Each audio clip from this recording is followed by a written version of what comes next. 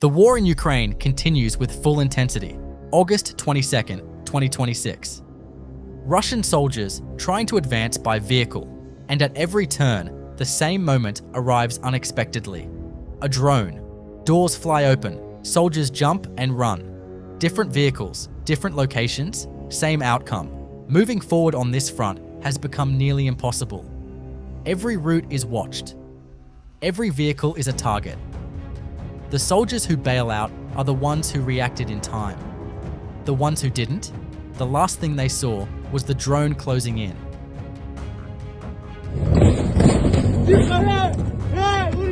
A Russian soldier riding in the back.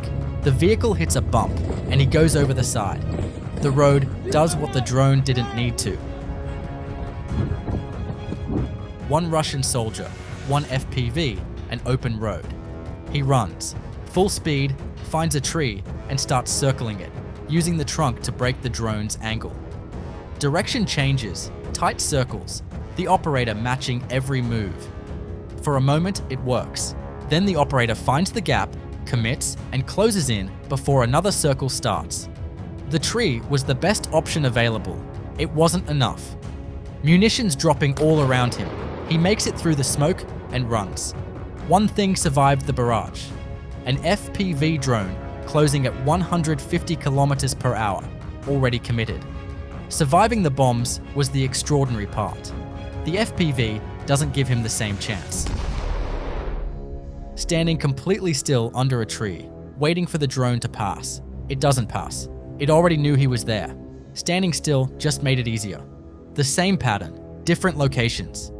Each soldier alone, sent forward without support, without coordination, without anything that changes what's waiting above them. Some run, some try to hide, some make it a few seconds further than the last one. None of it creates enough distance. Ukrainian FPV drones working through them one by one, across different sectors, different terrain, different times of day. The front is thousands of kilometers long. The result is the same across all of it. A Ukrainian interceptor drone catching a Russian fiber-optic FPV with a net launcher. No explosion, no sacrificed drone. Cable guidance stopped by a net. A soldier resting in the shade, shotgun in hand, hit before he uses it. Another location, another soldier, same weapon. Russian forces carrying shotguns against drones now. The footage answers whether it works. Two Russian soldiers sharing a single ATV, moving along an open road in broad daylight, not even pushing the throttle. No concealment, no awareness of what's already tracking them from above. There's a point where moving this casually on this front stops being confidence and becomes something else entirely. The FPV drone was watching from the moment they set off. The operator waited for the right moment. It came quickly. A foreign fighter serving with Russian forces, spotted wandering the front line without clear direction. He sees the drone and runs. Open ground, no cover in any direction. The distance he covers doesn't matter. The drone closes faster than any of it helps. He came from somewhere far away to end up here. Magyar's birds operator finds a Russian soldier on a trail, close enough that hearing the drone is unavoidable. He doesn't react. Keeps walking, doesn't reach for a weapon, doesn't change direction. Whether it's exhaustion, resignation, or something else entirely isn't clear from the footage. The drone closes in. The decision to do nothing was the decision that ended it. Why do you think he didn't react? A Russian soldier moving through the tree lines south of Pokrovsk, unaware he's been tracked. A drone drops a heavy munition directly onto the position. Against all odds, he survives it. Still in the same area, still visible, still a target. A second drone is already on the way. The luck that got him through the first one runs out before the second arrives. A Ukrainian ground robotic system moving supplies when a Russian FPV drone hits the top and doesn't detonate. The drone is now sitting on the vehicle, live payload intact. Ukrainian drone operators respond immediately, sending a drone of their own with a hook attached, carefully lowering it onto the Russian FPV and lifting it clear of the vehicle. They carry it away and detonate it at a safe distance. The robotic system continues the delivery run. A live explosive problem, solved from the air without touching the ground. Repeat aviation strikes on Russian pontoon crossings. Logistics routes that were repaired or reinforced since the last hit. The crossing that was supposed to be operational again, hit again. Infantry left behind at the site, caught in the same pass.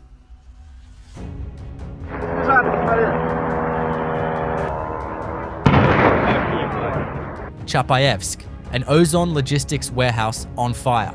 Ukraine has now struck Russia's second largest marketplace after weeks of repeated attacks on Wildberries facilities. Ozon serves over 56 million customers across Russia and delivers through the same infrastructure that moves military components. After Wildberries began searching for warehouse space in Kazakhstan to escape the campaign, Ozon is now finding out the same campaign has expanded to reach them. The logistics network that supplies Russia keeps shrinking. A Ukrainian interceptor brings down a Russian Molniya carrying a TM-62 mine mid-air. Drones carrying mines, drones stopping mines. What comes after the interceptor? A Russian S-300 transporter loader located, the vehicle that carries and reloads missiles for the air defense system. Without it, the S-300 runs out of interceptors and can't be rearmed. A Ram-2X drone dispatched to the target. Hit the launcher and Russia loses a platform. Hit the loader and the platform can't keep fighting. Signum unit targeting Russian fuel tankers moving toward the front, the supply chain that keeps Russian vehicles, generators, and equipment running. Each tanker intercepted here is fuel that doesn't reach its destination. The logistics routes connecting Russia to its forward positions are under constant surveillance. Whatever moves through them gets found. A Ukrainian MiG-29 delivering a precision strike on the deployment and living quarters of Russian drone operators from the 331st Regiment, 98th Airborne Division in Oleshki, Kherson Oblast. The crew that was running drone operations in this sector targeted while off duty.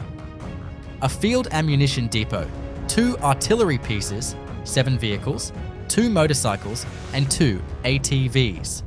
All hit in the same operation in the northern Slobozhanska direction. The ammunition depot is the critical one. Take out the stockpile, and every artillery piece that was supposed to use it goes silent. The guns and the vehicles were already there. The prime unit found all of it in one sweep.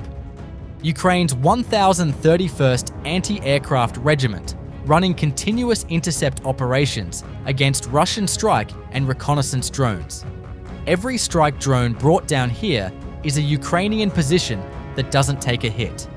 Every reconnaissance drone intercepted is a set of coordinates that never reaches Russian artillery. The regiment working through both categories simultaneously, removing Russia's ability to see and to strike in the same operation.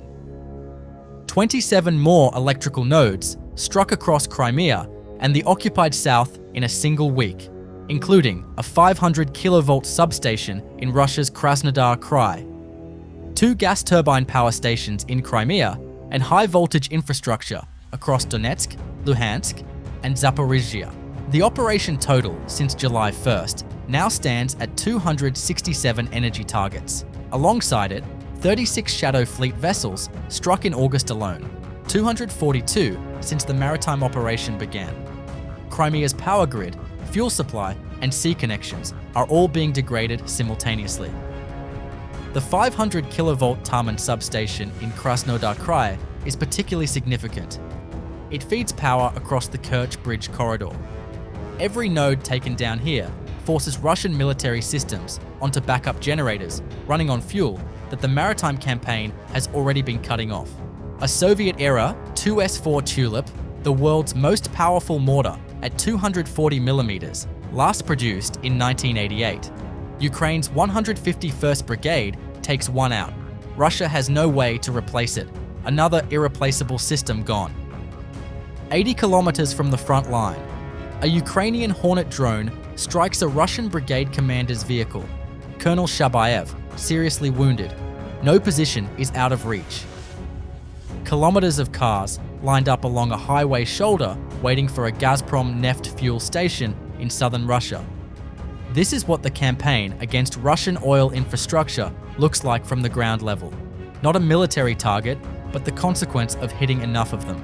Refineries struck, tankers stopped, and now queues that stretch out of sight. Russian forces pulling back from the contact line, expecting the rear to be the safe option. Apache unit FPV drones reached them there too. Vehicles, personnel, positions that were supposed to be out of range, found and hit the same way. There is no distance from the front line that puts Russian forces outside drone coverage. If nowhere behind the front is safe, where do Russian soldiers actually go? Ukraine launched over 800 drones across Russia overnight, one of the largest aerial attacks of the war. Ukrainian border guards captured nearly 40 Russian soldiers in Kharkiv over the past month. The front holds. The strikes keep scaling up. Drop a comment. 800 drones in one night. Where does this end?